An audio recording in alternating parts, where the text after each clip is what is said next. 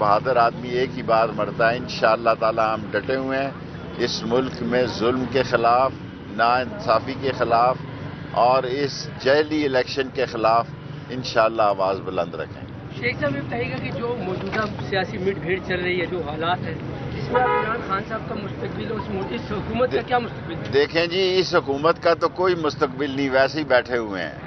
پی آئی اے کو ایسے باپ بیچ رہے ہیں جیسے باپ کے لوٹ کا مال ہے یا انہوں نے بنایا ہوا ہے۔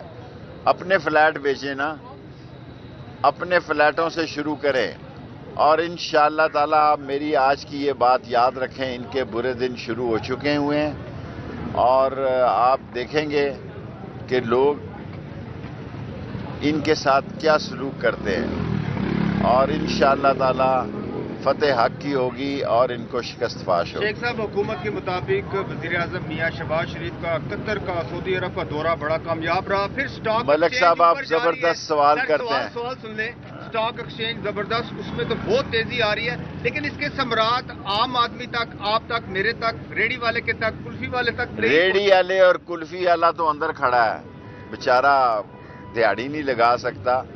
اور جیسا آپ نے ابھی سوال کیا تھا، کیا سوال کہ جو دورے کر کے آئے ہیں، یہ سٹاک ایکسچینج ہے، اگر مجھے اسٹیٹ بینک یا ایف بی آر کوئی ایک ثابت کرے کہ ان کے دوروں سے $1 ملین بھی ابھی تک ملا ہے، اور جو چین کو ناراض کیا ہے، میں معاف نہیں کروں گا۔ میں سیاست میں حصہ نہیں لے رہا، بڑے عرصے سے میری طبیعت ٹھیک نہیں ہے، لیکن چین کے خلاف خارجہ امور نے جو زبان استعمال کی ہے، وہ 24 کروڑ عوام اس پر لعنت بھیجتی ہے، اس کو مسترد کرتی ہے۔ وہ ایک نازیبا اور غیر شائستہ اور ایک غیر پارلیمانی زبان استعمال کی ہے ساری 24 کروڑ عوام چین کے ساتھ۔ شیخ صاحب مہنگائی کے حوالے سے بات مہنگائی کی تو ان کو فکر کوئی نہیں ہے۔ ٹیکس لگائی جا رہے ہیں، زمینوں پہ قیمتیں ٹیکس اتنی بڑھ گئی ہیں کہ سارے ملک میں زمین کی خرید و فروخت ہی نہیں ہو رہی۔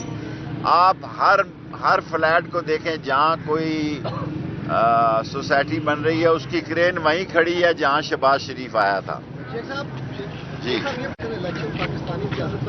امریکن الیکشن پاکستانی قیادت پر آف کورس امریکن الیکشن ساری دنیا پہ اثر ڈالتا ہے۔ کل کا دن ہے امریکہ کے الیکشن کا، اور ایران نے بھی اپنی فوج کو تیاری کا حکم دیا ہے، چین نے بھی تیاری کا حکم دیا ہے، لیکن ہمیں پیچش لگی ہوئی ہے۔